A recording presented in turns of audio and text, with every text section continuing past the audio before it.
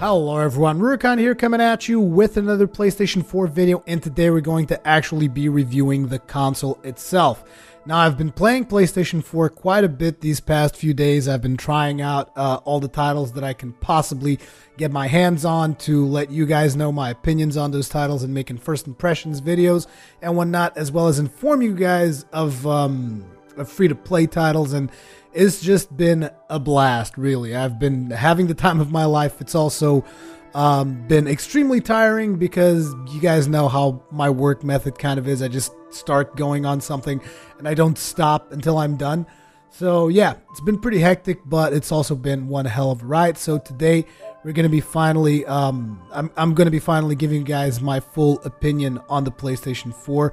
Bear in mind that I do not have access to an Xbox One, so I can't really compare the two all that much. Although from the knowledge that I know of what I researched in regards to the Xbox One, there will be a couple of points that I will be mentioning in relation to the Xbox One as well as the PlayStation 4. Either way, before we actually get started, I would like to give a very special thanks to the PlayStation Portugal staff.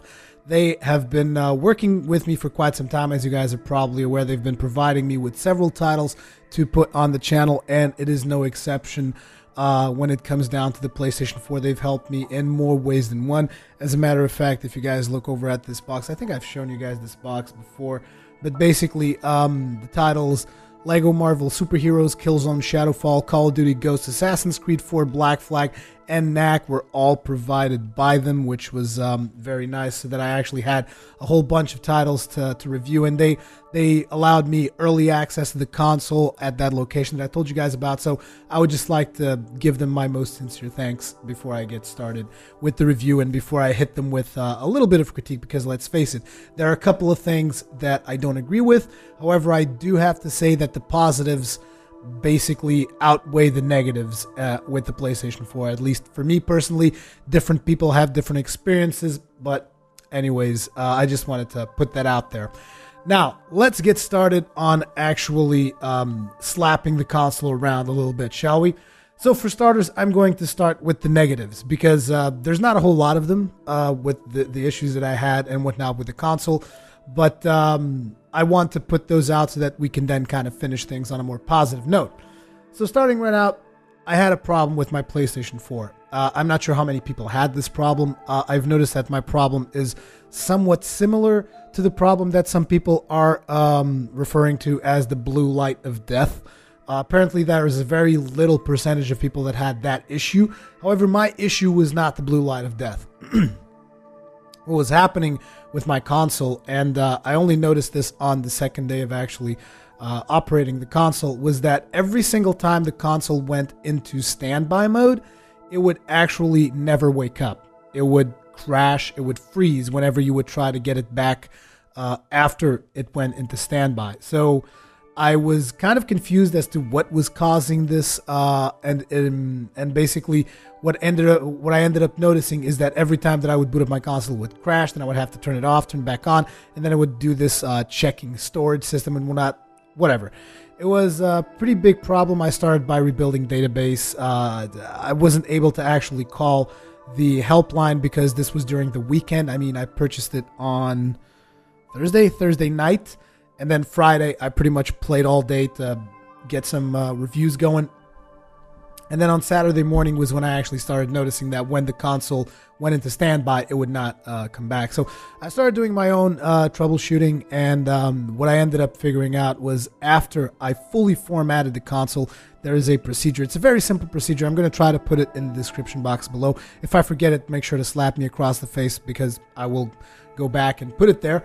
But the procedure that I ended up doing was just formatting the whole thing. You can actually download a file from the internet that contains the 1.51 update already, so that you're able to just flat out format it and have it install the 1.51, all that jazz. So I formatted it from scratch, and after being formatted, it's been working flawlessly ever since. Some people have said, oh, you have to put it vertical and whatever. It's like, to me, doesn't really make any sense, because the console is supposed to work, be it vertical or horizontal. Mine is actually working horizontally right now, so didn't have a problem with it since. Also, I did a lot of criticism in my very early impressions video in regards to the what's new and the game overviews, the menus. That you guys can see those now because I'm actually recording the footage. Like as I go through different games, the overview menus actually show up now. You can actually go in here, navigate, see screenshots called news and whatnot, game art, and this is actually working now, as well as the what's new thing, showing you the feed of all your friends and stuff like that. This was not working when I got the console. Now, several people have commented on that particular video indicating that this was disabled as part of the launch process to avoid people, to avoid the PSN going down due to server overload and whatnot. And I do have a little bit of criticism to say in regards to that, because it's like, to me, considering that you're working on the launch of a platform and you're going to be actually demanding people to pay for PlayStation Plus in order to have access to the full PlayStation 4 experience, and by that I mean you're going to have to pay to actually do multiplayer now, which was not the case back in the days of the PlayStation 3. I figured there was going to be more investment in servers, so it was a little bit disappointing for me that these features were not out exactly at launch. Although, I mean, I can't really criticize them too hard because today is the 2nd of December and everything is now working. The console launched, I believe, on the 29th, but still, it was kind of a bit of a rough start there. The other critique that I have to make, and this was a really, really big deal for me, as it should be for everyone in Europe, because as you guys are aware, despite the fact some people might forget every now and then, I actually do live in Europe. I live in Portugal, so I had to wait until the 29th, and then I had the European launch was slightly different. Like what we would get with our console was very different from what people would get from the US. Now, I didn't really investigate this like deeply, like I didn't go into every little nitty-gritty detail. I just got some of the things that I noticed that the Americans got that we in Europe did not get. And there's a problem, in my opinion, due to this. And I'll try to explain to you guys why I believe there's a problem here. So, for starters, all of the people who bought a PlayStation 4 in the US got $10 store credit. We didn't get anything. At least not with the basic bundles. My bundle is, I think you guys might be able to see there somewhere. It's the Killzone Shadowfall bundle. And I did not get $10 store credit. People in the US got 30 days of PlayStation Plus. People in Europe got 14 days of PlayStation Plus, and it was only trial. Now, I'm not 100% sure if the 30 days of PlayStation Plus in the US were trial as well. I suspect they were, although some people are telling me they were able to add that on top of their already existing PlayStation Plus account. I kind of doubt that, but some people have told me that they were able to do it, in which case it's even more value than our 14 days trial, which to me was absolutely nothing because I already had PlayStation Plus all the way up to June 2014 or something. There was also a service called Music Unlimited in the US store. That is a service that is not even available for people in Portugal. I'm not sure if it's available in other countries in Europe or what's up with that. We got absolutely nothing, and they got, I think, a month of free of use of this Music Unlimited thing. And then there was the whole case of the Warframe bonus, in which people from the United States got extra bonuses and leveling and boosts and whatnot on Warframe, and the people in Europe, at least in Portugal, we got absolutely nothing. This Warframe bonus was for people with PlayStation Plus. We in Portugal, we got absolutely nothing if we had PlayStation Plus. Now, why do I feel that this is a problem? To me, this is a problem because here's the thing, and here's the logic reason as to why all of this is happening. Let's face it. On the previous generation, during the PlayStation 3 and the Xbox 360, I think everybody can agree that in the United States, the dominant platform was the Xbox 360. 9 times out of 10, like people who would make videos and stuff like that in regards to a game that was exclusive to the consoles and it was multi-platform among the two consoles, usually that game would be reviewed on the Xbox 360 because that's just the way things were on the States. In Europe, however, in case people don't know, the PlayStation 3 had a much larger foothold. And the PlayStation 3 was pretty much a lot more prevalent in Europe than in the United States. So obviously, logic dictates that Sony needs to put up some kind of a really compelling offer to get people from the States to get excited about their product to purchase the PlayStation 4.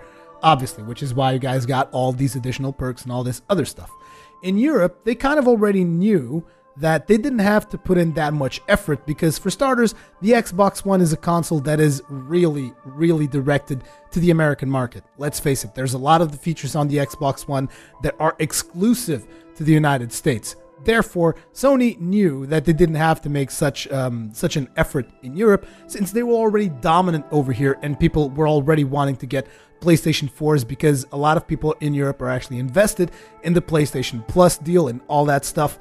So that is why we got less stuff than people from the US. Now, to me, this is kind of obviously unfair. I don't like that because it's like you're not really rewarding the fact that I'm a loyal customer. Now, bear in mind, sure, it's just little things like $10 store credit, 15 more days on PlayStation Plus, the Music Unlimited service, all that stuff, the Warframe bonus, whatever. Sure, that's fine. It's just little things. I'll grant you that. But still, I feel that Europe should be rewarded for being loyal customers, which wasn't really the case. There's also another negative thing, which is the store. And it is still very disappointing to me, the fact that to this day, this is still our store. I mean, it's just missing so much stuff if you compare it to the store in the States that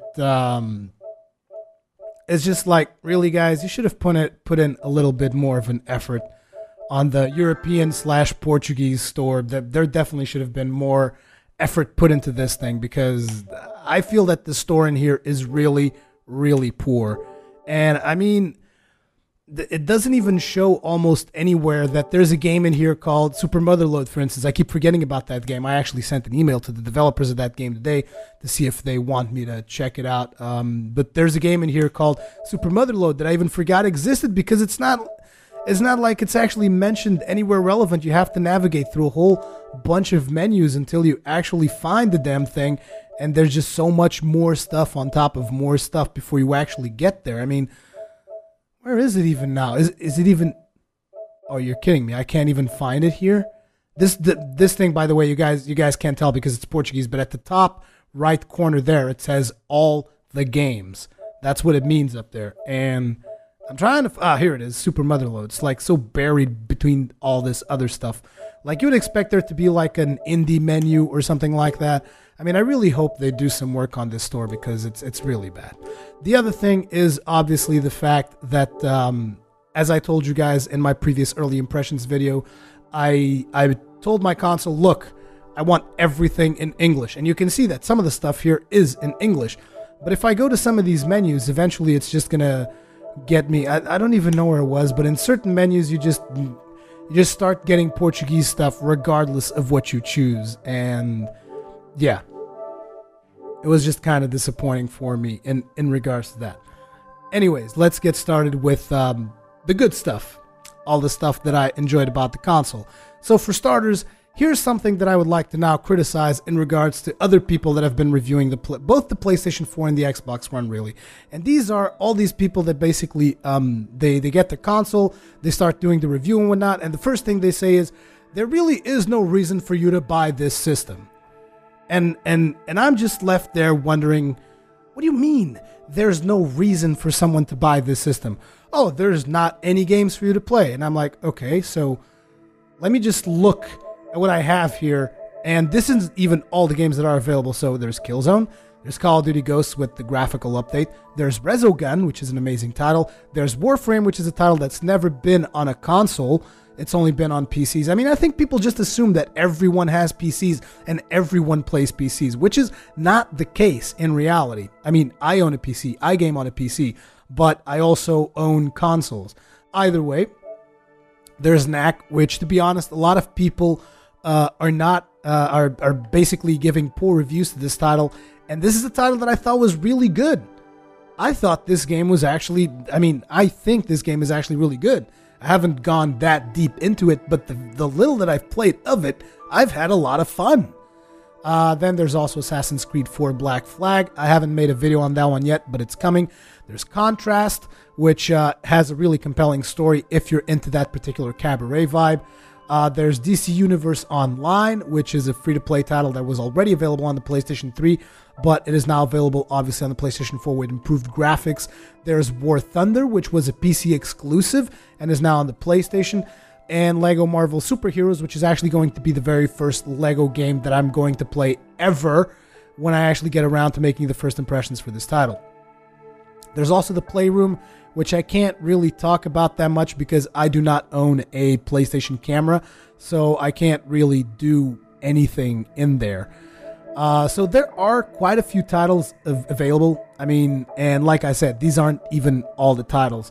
And I just feel that the whole thing where people start saying there's no value in purchasing a next generation console right now, I just feel that that's wrong. I mean, people just need to weigh in and see what the pros and cons are for each of the consoles and make up their own decisions. I don't think it's right for a lot of people that are reviewing consoles just say, no, you should just flat out not buy this console because there's not any good games on it. And it's like, look, that is not really for you to judge. I mean, you might have an opinion. You might say, people, in my opinion, this, and that, and the other. But even then, I have this opinion of mine, a personal opinion, which is there is some kind of magic and there is some value to owning a console day one.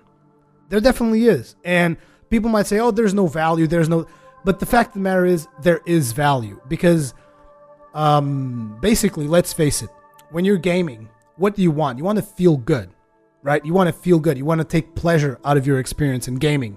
And I feel that part of owning a new console of next generation, or any for that fact, in day one, there's value in that.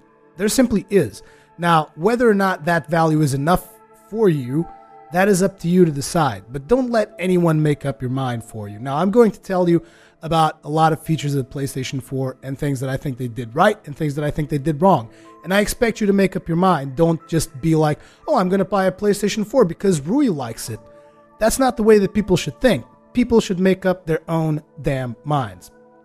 So let's get started. The first thing that we should talk about is the launch lineup. This launch lineup that everybody says is so poor. And I'm going to be telling you every single game that is currently available, at least on the European side of things, as well as on the American side of things. I got this list off of IGN, so it's probably not 100% correct. As a matter of fact, I seem to remember seeing one game as I was in the store that I didn't see here, so I'm going to just quickly add that into my list.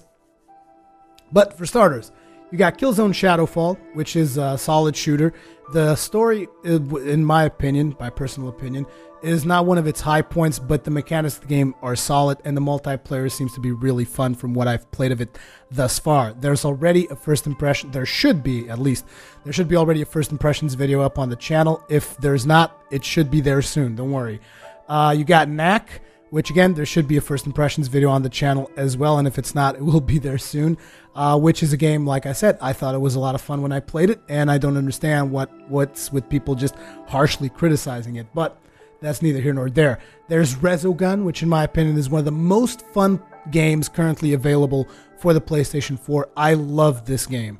Resogun is just pure bliss. There's also first impressions video on the channel. There's Contrast, first impressions video on the channel as well. There's Call of Duty Ghosts. I already have a Call of Duty Ghosts first impressions video, but there is a video of Call of Duty Ghosts in the channel for the PlayStation 4 so that you guys can do graphics comparisons and whatnot, because it's basically like a graphics upgrade in regards to the previous, but the version on the previous generation. There's Assassin's Creed 4 Black Flag, which I'm going to be doing a first impressions video. Haven't done it yet. And there's Lego Marvel Superheroes. And then there's also a couple of games that I do not have access to, among which are Battlefield 4. So if you like Battlefield 4, it's also available. Need for Speed Rivals, which again, I don't have access to. Otherwise, I would make a video on that. There's Playroom, which is something where you get to play with the PlayStation 4 camera, which I do not own, so I can't talk about that much either. There's Injustice, which was already available on the previous version, so it's kind of like a graphical upgrade. There's Angry Birds Star Wars. There's Just Dance 2014 Dive Kick. There's all the sports titles like FIFA 14, Madden NFL 25, NBA 2K14, NBA Live 14, Sound Shapes, Escape Plan. And then there's also a bunch of free-to-play titles, starting by War Thunder, which used to be a PC exclusive, like I've mentioned, Warframe, DC Universe Online, as well as Blacklight Retribution. Now, whether or not you should get a console should have some weight in this list. If you can't wait to play some of these titles, then you might want to consider getting the console. But it should not be your only deciding factor, because let's face it, it's going to be quite some time before the PlayStation 4 lowers its pricing. So if you're one of those people that actually really want to have that day one experience or close to launch experience, there really isn't that much reason for you to hold off unless you're only planning to buy it, I don't know, 2 years from now or something like that.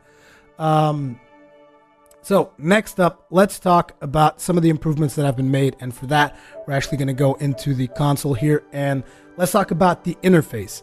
There have been big improvements from the previous interface, which was the cross-media bar. As you guys can see, this is basically a list of the stuff that has been played more recently. So anything that you basically play is going to come to the top of the list, and then it's going to start slowly moving back as you play different things.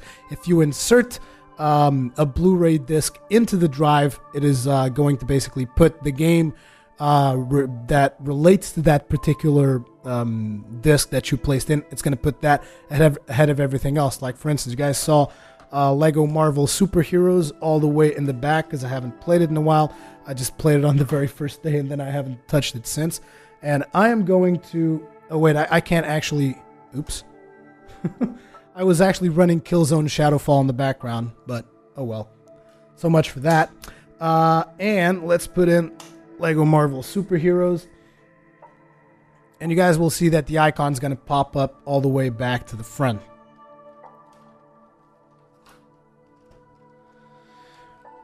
There you go.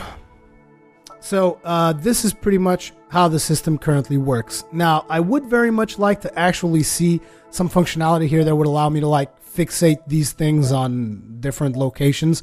Like, for instance, I would like to be able to have the option to order these things as opposed to have it done automatically for me. However, that is currently not possible. That would be some improvement that could be made, in my opinion.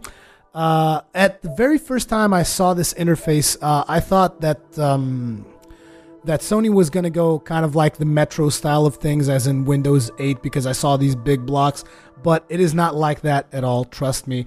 It is very different from the Metro interface, for which I am extremely thankful, because I loathe the Metro interface, and I don't like the way the Xbox One does it at all. I prefer this that we have right here. So big props to Sony for not going the route that Windows went with, because it's just friggin' atrocious, in all honesty. It is very simple and streamlined, as you can see, and you have access to all these other menus. If you go up here, you have access to the store, notifications, friends list, messages, your party system, your profile, trophies, settings, and power options. Power options which allow you to basically enter standby mode or turn it off, or even log out of the PlayStation 4. Then we also have the fact that the notifications menu and the friends list actually works a lot better than the PlayStation 3. I mean, PlayStation 3 was just so slow to getting to your friends list that it was just atrocious. Not to mention that accepting friend requests was a big chore, whereas right now, all you gotta do is boom, done. And when I say a big chore, I mean it's not like it was hard to add your friends, but it would take a long time to load. That's what I'm rating it as.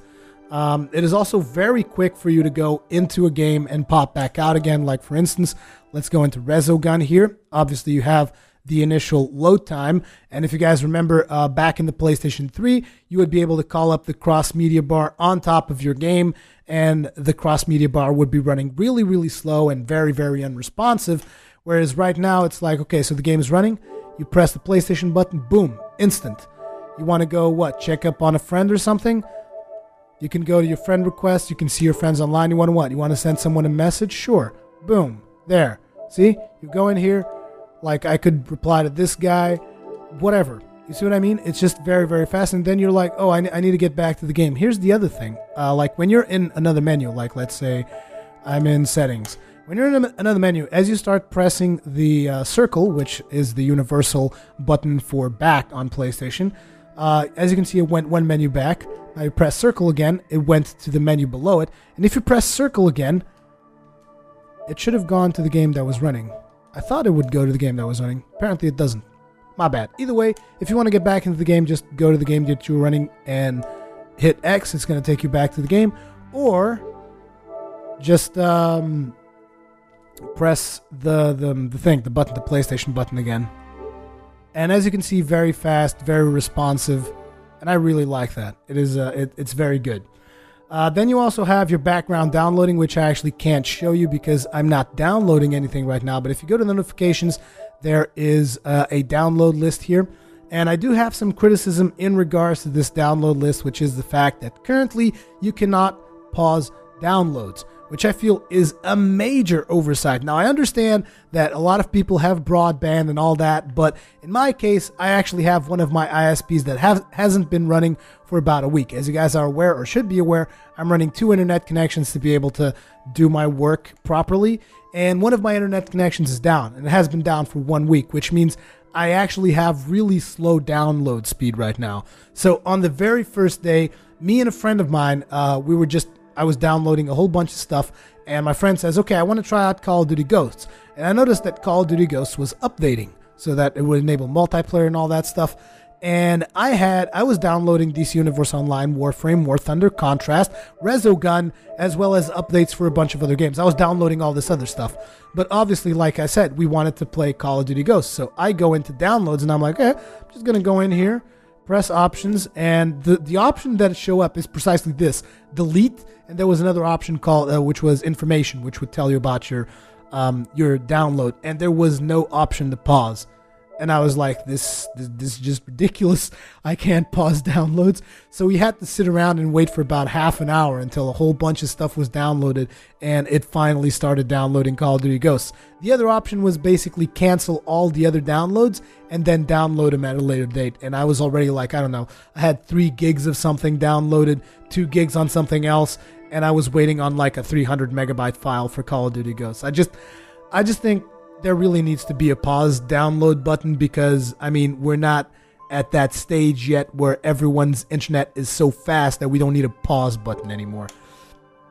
Either way, the console does background downloading, so you can actually put it on standby mode and it will continue to download stuff. Also, while it's on standby mode, it will also power your controller. It basically does updates. It uploads your save games to the cloud. It does all that while it's on standby mode, which in my opinion is actually really, really positive. The PlayStation 3 also did something like this. If you had PlayStation Plus, now it wasn't when it was on standby, but basically it would like turn on at a specific time that you would decide, and it would start downloading anything that it would need. It would start uploading your save games to the cloud, all that jazz. So that's what the console is going to be doing in the background, and I feel that is actually pretty damn positive. There is also currently a cross-game party system, which wasn't available on the PlayStation 3. However, I haven't had a chance to test it yet because I've been too busy looking over at the games and whatnot. But I've been told that this runs just flawlessly, so there really shouldn't be any issues. Looks like I could actually join this guy's party, but I'm not going to do it because I don't even have the phones plugged in, although I will be plugging in the phones before we're done with this particular review because I want to show you guys something that's kind of neat. Either way, background downloading, great. Cross-party, great. There's also a couple of new features when you go to trophies, because it's got the trophy rarity thing that I showed you guys in my early impressions, and that is really, really nice. You guys might be noticing that what do we call? I don't even know what I call this user interface, but you guys might be noticing that the user interface is a little bit slow. Now, the reasoning behind that is because, as I told you guys, my internet is really, really bad right now. And, I mean, unless you have the console online, unless you have the console offline, it's constantly trying to grab stuff from the internet. So, yeah, it comes up with a couple of issues every now and then. And it's a little bit frustrating for me because, like I said, right now, since one of my internet connections is down and I'm actually uploading a video at the same time as I'm recording this video, you guys can expect there to be a couple of issues with the console's online functionality. But like I've said, that is only due to the fact that my internet is not performing properly right now, because when my proper internet was working, everything was working smooth. Now then, what else did I wanted to show you guys? Let me just take a look at my notes. So yeah, we were talking about trophies and the rarity thing. So I'm going to go into trophies here. It's going to give me an error whilst syncing with a PSN because, like I said, I'm downloading stuff. Let's go into contrast. Looks like I actually have quite a few trophies in contrast. Okay, fine. I get it. Can I... Wow. Okay. How about you just not sync with PSN since... Stop syncing already. Anyways, as I was saying, there is a rarity kind of thing in the trophies, as you can see here. Oh, wow. You're really not... You're just not going to let me watch my trophies. That's actually pretty bad. I might just take the console offline if that's what it takes for me to take a look at my trophies. Either way, today is also the day that they are turning on services like the What's New thing and the overview. So since they're messing about with the PlayStation Network, it's kind of expected that there are going to be some irregularities happening. But let me see if I can actually take this baby offline. Oops. Here we go. Network. Set up internet connection. Use LAN cable. There. How about that? Because my LAN cable connection is just not going to work. I already know this. Or maybe that will actually not do anything. Sorry. I honestly don't even know how to take the damn thing offline. Can you just log out of PSN or something? Oh, yeah, you can. Okay, there. I signed out of PSN. That should stop it. Now, the features that you guys were watching here are actually not available when you're not on PSN. How about trophies? I'm actually curious. Can I go to trophies? No. I cannot. I cannot go to trophies unless I'm in PSN. Interesting. Well, I had to sign back into PSN, and now we're back at the trophy screen so that I can show you the thing that I was talking about. But here you go. If we actually go into the trophies, it's going to tell you the rarity of each of the trophies that you have, and even the trophies that you don't have. Like if you go over there to the Ultimate Knack, only 0.1% of people have this trophy. Now, I'm not sure if this is 0.1% of people I know, or 0.1% people in the PlayStation Network. I'm going to assume that it's across the PlayStation Network because it wouldn't make a lot of sense to calculate the rarity of trophies just around your friends. Either way, I like this feature because it tells you like if you have ultra rare trophies and stuff like that, and it does go back to your PlayStation 3 trophies as well. Like if you guys remember on the early access video, I went to Dragon's Crown and I showed you guys the whole thing about how it wasn't common for people to finish the game with a dwarf. So that's pretty cool. I definitely like the rarity feature on the trophies. I think that's a very nice addition. Then we have the social features of the platform, and for that, we're actually just going to go into Resogun.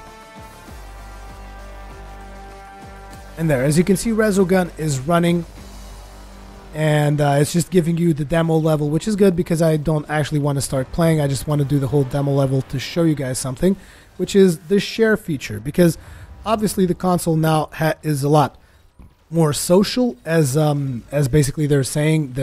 Whenever the Sony reps talk about the console, one of the things that they're definitely emphasizing is how social the console is, and that is obviously through the means of the share button on your DualShock 4 controller. So we're going to be pressing that. And as you press the share button, it's going to tell you, what do you want to do? Do you want to broadcast some gameplay? Do you want to upload a screenshot? Or do you want to upload a video clip? So we're going to go with the video clip option for now. This is just to kind of show you how it works. So basically, looks like I actually have a bunch of clips of Resogun. So let's say I wanted to upload a portion of that video off to Facebook, for instance. Because Facebook is currently the only thing that you can upload your videos to, which is a little bit disappointing because I really wanted to actually upload stuff onto YouTube.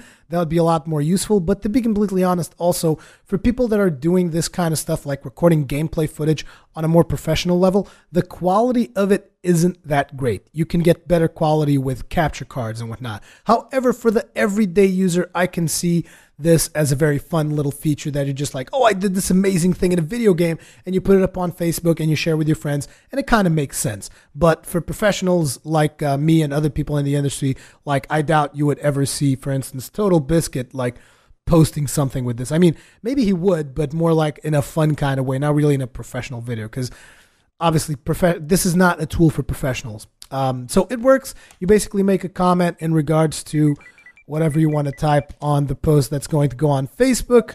Then you put a name for the title, whatever. You can just put Rezogun here, whatever. And then you can tell just how public do you want it to be. For me, I put everything that I put onto Facebook is going to be fully public so anyone can see it, but you can change your Facebook audience to friends or friends of friends and other options. They also have a little bit of an editor over here. When you go into editing videos mode, it actually has to suspend your application. This is very, very basic. It only allows you to trim your video, if you guys are aware of what trimming even is. But it's a very basic feature. Like, for instance, I could go. You can also change the intervals at which you navigate the video. But basically, this allows you to navigate through the video in 10-second intervals, or at least it should. There we go. So let's say I want the video to start here, and now I want to get more precision. Let's go to 5-second intervals, and I want it to end here. Oops, sorry, messed that up. So it starts here at the very start of the level, ends here right before it goes to credits, and you click. You can even preview it. It's going to show you what you've done, and this is what the final video is going to look like. Then you can pause it, and finally you can trim it. It is going to trim the video clip down to size, and now it's only going to show the little bit that I've edited. So that's kind of neat. It allows you to share a couple of cool things with your friends, I guess. But like I said, only goes onto Facebook. No YouTube support as of yet. Maybe that is coming later down the line. I don't really know. So that's what you can do in terms of video. You can send it to Facebook. That's it. Next thing that you can do with your share feature is you can also upload screenshots. Now, screenshots can be uploaded to both. Let's actually just pick a random one here. It can be uploaded to both Facebook and Twitter. So it's basically very simple. You click the Twitter icon. It automatically fills in hashtag PS4 share if you want to do that. But then you can just type in your comment as per usual. You got the 140 thing limit. You can preview it if you want to see what's going to show. This is the screenshot. Screenshots are going to have a lot better resolution than videos because obviously videos will have artifacts from compression and whatnot. The screenshots actually look pretty good in my opinion. But yeah, this is what you can expect in terms of screenshots. You can also do it on Facebook if you so desire. It works exactly the same way. But we're not going to be posting anything of that nature. And then you also have broadcast gameplay. Now, when you click broadcast gameplay, you basically select between Twitch and Ustream. And then it's going to show you, basically, you can choose the title of what's going to show up. I already did a stream on my channel the other day just to test it out.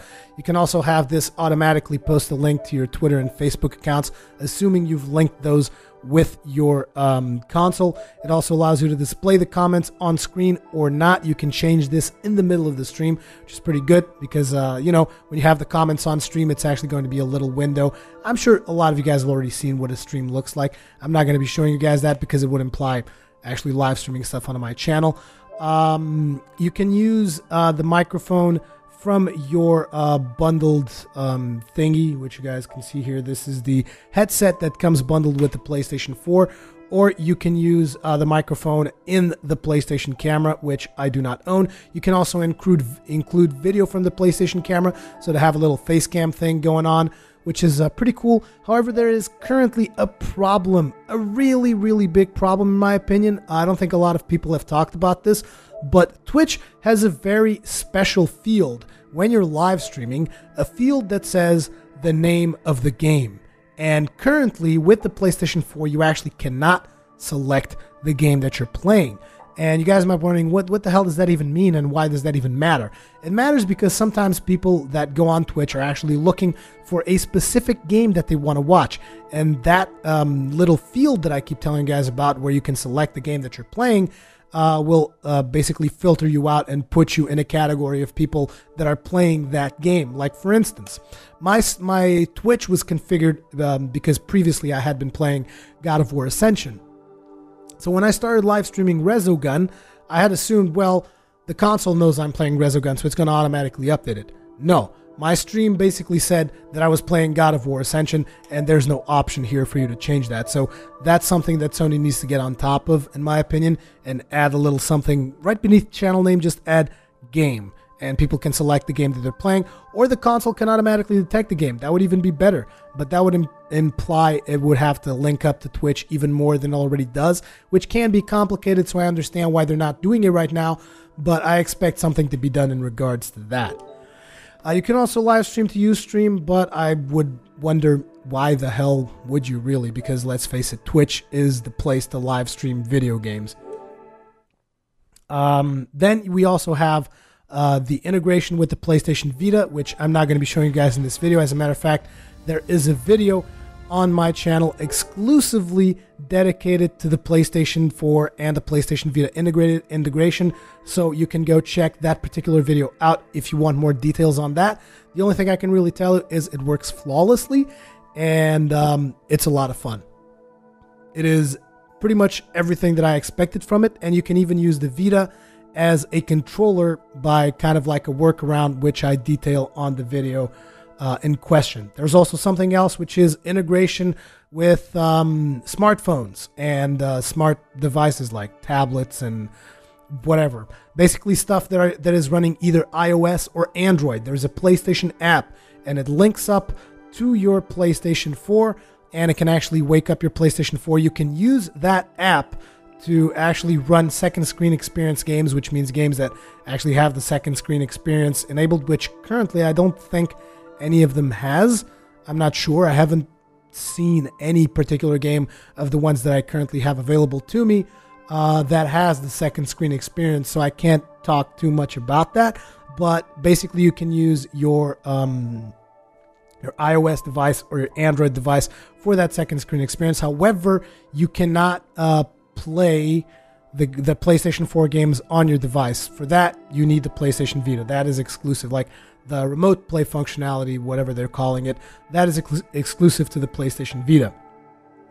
But it's nice to have an app there. That app actually has a link to the PlayStation Store, so you can buy games through the app. You can also accept friend requests through the app. You can chat with your friends through the app, and it's a convenient app. It's nice for when you're away from your console and you feel like you want to either talk to your friends, check up on your friends list, maybe even send a message, set up a game, do something. And there, I see a lot of possibilities for that particular app, and it's definitely, like I said, a nice addition. And then we finally have the DualShock 4. I also talk a lot about the DualShock 4 in that PlayStation Vita integration video, but I'm going to be talking some more about the DualShock 4 in here because this is the console review and the DualShock 4 is part of the console. So it is a great improvement to the DualShock 3 in my opinion. You guys will see me looking towards that side because I'm looking at the camera to make sure that things are working properly and I'm actually showing the controller as it should. So let's talk about it. For starters, concave analog sticks. Big improvement. Your fingers are not really going to slip away from these ones. They're also more resistive, which is very good. I like the resistance, but to be honest, I didn't really have a problem with the previous analog sticks on the DualShock 3, but these ones are definitely better. They're also further apart than on the DualShock 3, so that's another improvement. Then there is the huge improvement on the triggers. These triggers are so good, so much better than the triggers on the DualShock 3. I mean, as you guys can see, I think the camera shows really well that they're concave, as you can see, which is very, very nice for shooting. Your fingers are not going to be slipping off of these ones. I transitioned from L1 and R1, which is standard shooting when you were playing with DualShock 3. I transitioned from these to these very, very easily, had no issues whatsoever. So it's very easy to transition between the triggers from the DualShock 3 to the DualShock 4, and these triggers feel really, really good. I really like them. It's probably regardless of what people say, to me, this is one of the most important improvements in this controller, because I didn't have all that many other problems with the other controller. This makes this controller a lot better, because the other triggers was the only real problem I had with DualShock 3. Now,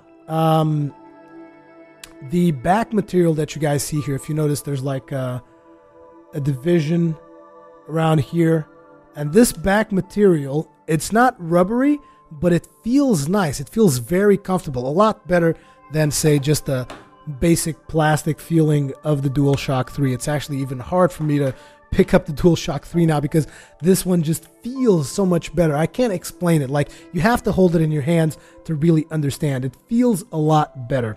Then there's also the touchpad, which you guys can see here. I haven't really seen it used to great effect. The only thing I've seen it used on is Killzone Shadowfall, which is basically you swipe it to select L commands. And if you guys don't know what L commands are, go and check up the Killzone Shadowfall video. I talk about that there as well.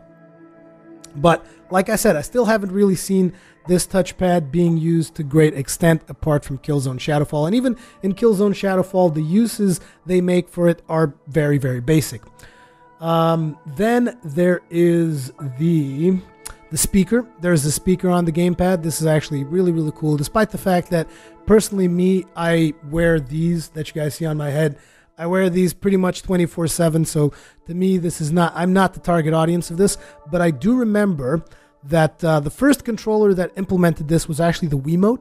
At least the first controller that I know of was the Wiimote for the original Wii, and I was really surprised at how much you can actually get more immersed into a game when you have a speaker on the controller. A lot of people dismiss it as a gimmick, but let me tell you, having experienced it previously, I can tell you that it is actually a lot more immersive in terms of experiencing a video game when you have a speaker here, if the developers make proper use of it. So I do like the fact that, for instance, in Killzone Shadowfall, when you pick up audio logs, the sound comes through here, and it does immerse you into the game quite a bit more.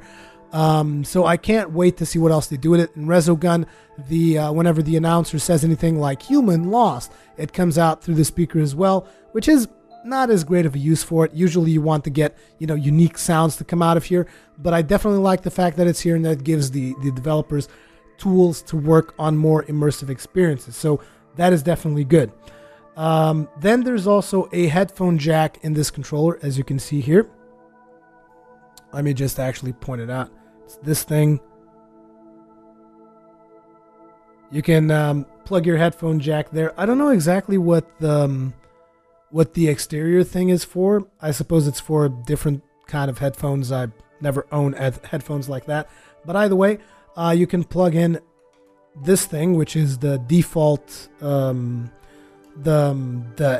wouldn't even call this a headset. What the hell is this? I would just call this flat out a microphone. It's the device that comes for communications with your PlayStation. You can plug it in here, and I'm going to plug it in before the video is over to show you guys a little something.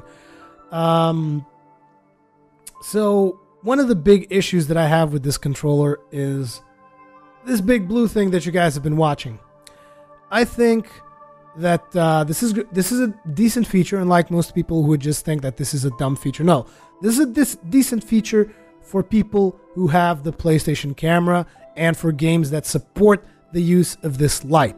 This light is supposed to give you enhanced functionality when you basically pair it up with the camera, and it provides with the developers of video games with a framework to do some pretty cool stuff. However, if I'm not using the camera, this light is almost worthless, and it should be optional. There should be an option somewhere in the settings that it would basically should allow me to turn this thing off whenever I want it. Like, I should be able to go into controllers, and where it says here enable vibration, there should be something right next to it that said enable light bar, so that I could toggle it off and never look at this thing again.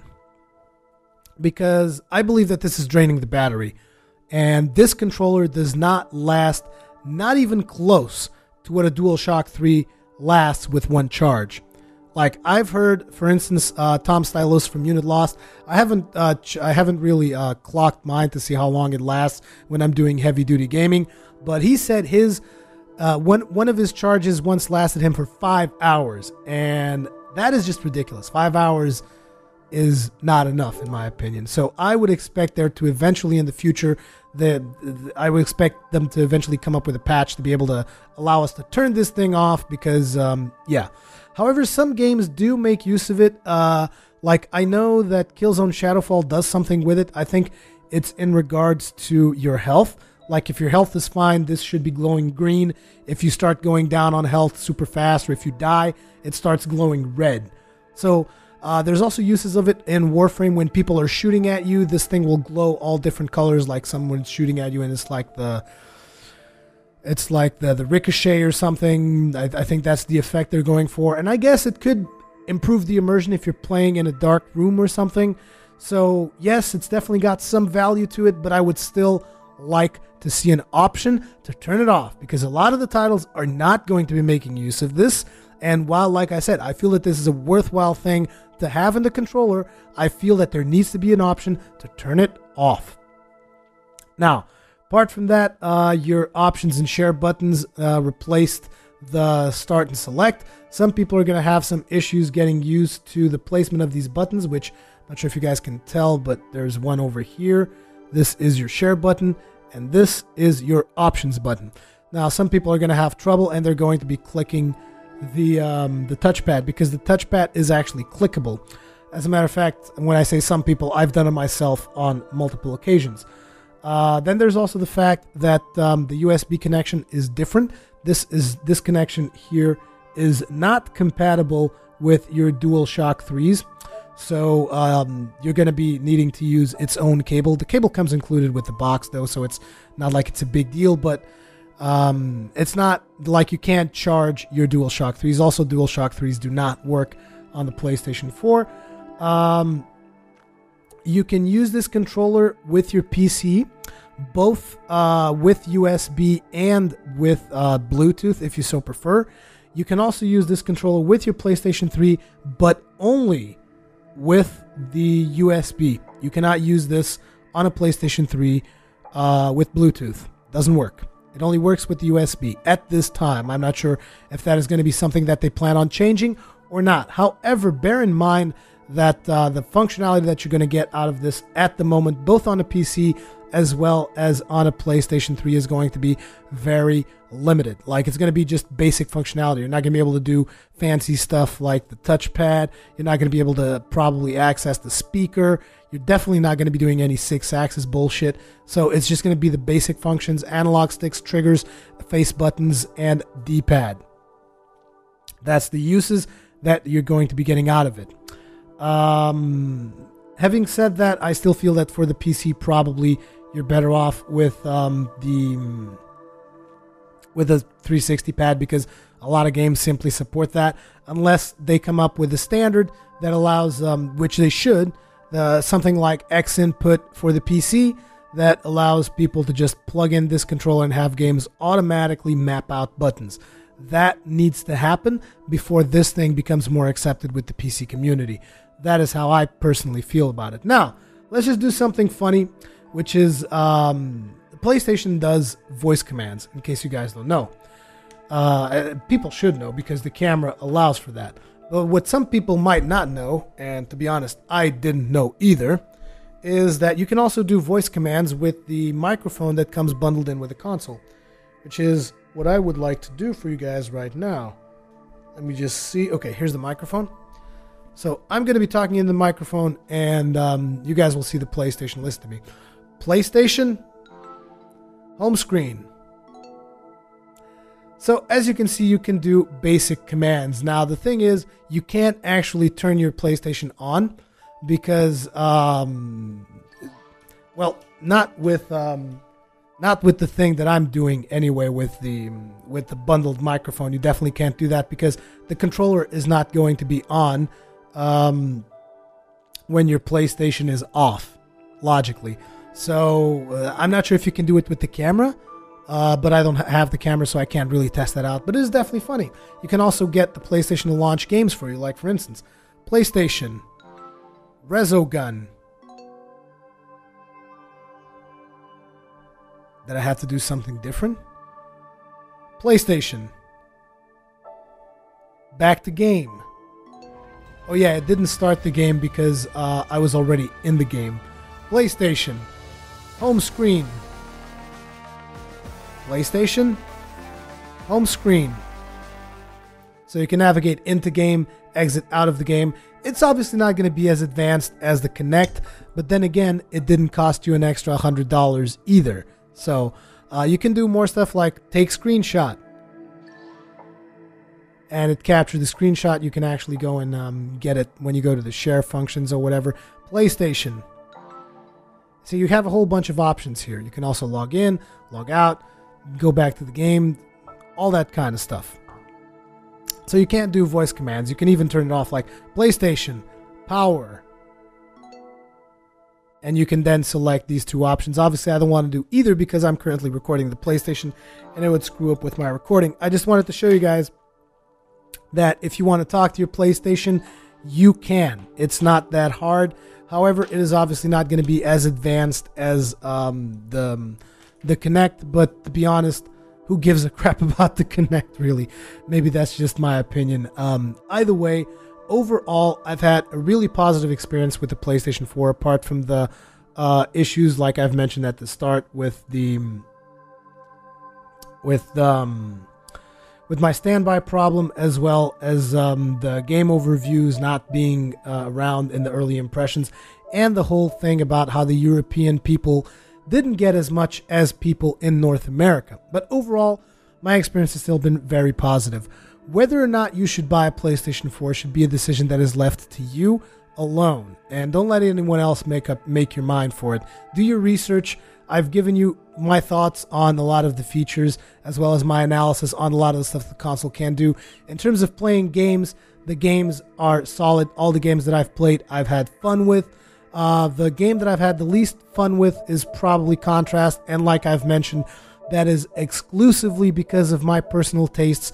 I do not enjoy the whole cabaret theme because the game is solid, the story is solid and deeply engrossing. I just wasn't that into it. And all the other games that I've played so far, I've had a blast in. I haven't had any issues whatsoever in regards to playing the games themselves. So that's the way I feel towards the PlayStation 4. I do not regret having purchased the PlayStation 4. Either way, once again, thank you very much to the people over at PlayStation Portugal for making a lot of the videos that I've been working on for the PlayStation 4 possible. I am extremely tired. These are my thoughts on the PlayStation 4. I think it is a solid console.